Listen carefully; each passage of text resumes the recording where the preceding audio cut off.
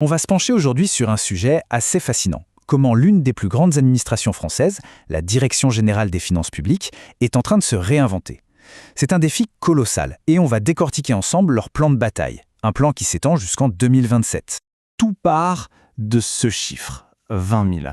C'est juste énorme. C'est le nombre de nouveaux agents que la DGFiP doit absolument recruter en à peine 5 ans. Pour qu'on se représente bien l'échelle, c'est comme si on devait peupler une nouvelle ville. Alors, pourquoi un tel besoin? Bon, il y a la raison évidente, la vague massive de départ à la retraite. Mais attention, ce n'est pas tout, loin de là. C'est aussi la nécessité d'aller chercher des compétences complètement nouvelles, des profils tournés vers le numérique, la data. Du coup, ce défi, ce n'est plus juste une affaire de ressources humaines, non. C'est le véritable moteur qui force toute l'institution à se réinventer.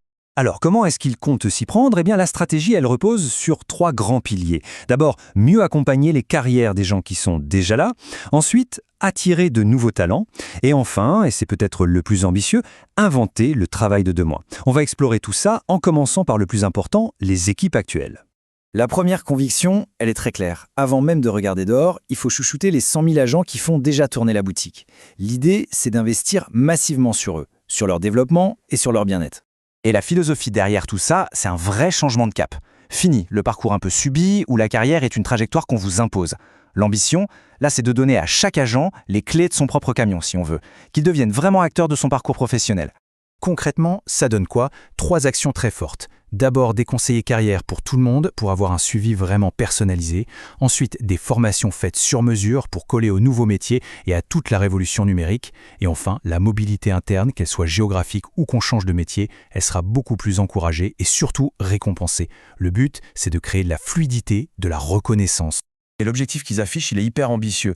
D'ici 2027, la DGFiP vise un taux de satisfaction de 92% chez les agents qui auront eu cet accompagnement. C'est un engagement vraiment fort, une vraie promesse faite au personnel. Bon, valoriser les talents en interne, c'est absolument crucial, mais ça ne suffira pas face au mur des départs. Donc, le deuxième pilier, il s'attaque de front au fameux défi des 20 000 recrutements. Comment on fait pour attirer les bonnes personnes dans un marché du travail aussi compétitif? Là, on assiste à un vrai changement de paradigme. Le concours traditionnel, le fameux concours à la française, il reste, bien sûr. Mais à côté, la DGFiP est en train d'ouvrir massivement les portes. On parle beaucoup plus de contractuels, beaucoup plus d'apprentis et de partenariats bien plus solides avec les écoles et les universités. L'idée, c'est d'être plus souple et d'aller chercher les gens là où ils sont. Et pour se rendre plus sexy, en quelque sorte, tout un arsenal est déployé. On dépoussière les épreuves des concours. La communication, elle, devient plus moderne, plus directe, notamment sur les réseaux sociaux, avec un site web dédié pour draguer les candidats. On met aussi le paquet sur la diversité et la parité. Et puis, de manière très pragmatique, on crée des primes pour attirer les gens sur les métiers ou dans les zones en tension. Et les objectifs chiffrés, ils sont très clairs. Il ne s'agit pas seulement d'augmenter le nombre de candidats par poste au concours, mais surtout d'élargir de manière drastique le vivier via les contrats. L'objectif, c'est 15 candidatures pour chaque poste ouvert en contrat. Ça montre bien cette volonté de s'adapter au marché du travail d'aujourd'hui. Et on arrive au troisième et dernier pilier qui est tout aussi important. Parce que, soyons honnêtes, on ne peut pas attirer et garder les talents si on leur propose un environnement de travail digne du siècle dernier. Il faut donc tout repenser. Les outils, les bureaux, les méthodes de management. Et ce qu'on voit là, c'est à des années-lumière de l'image d'Épinal du bureau administratif un peu grillé austère. On voit des espaces beaucoup plus ouverts, plus collaboratifs, plus modernes, bref, des lieux qui sont pensés pour travailler différemment, de manière plus agile, plus créative. Cette modernisation, elle passe par des outils numériques qui marchent enfin ensemble, des espaces de travail repensés comme le flex office ou le coworking, et bien sûr, un management qui doit évoluer pour s'adapter au télétravail. Et puis il y a un point essentiel qui est mis en avant, la sécurité des agences sur le terrain. C'est une priorité absolue.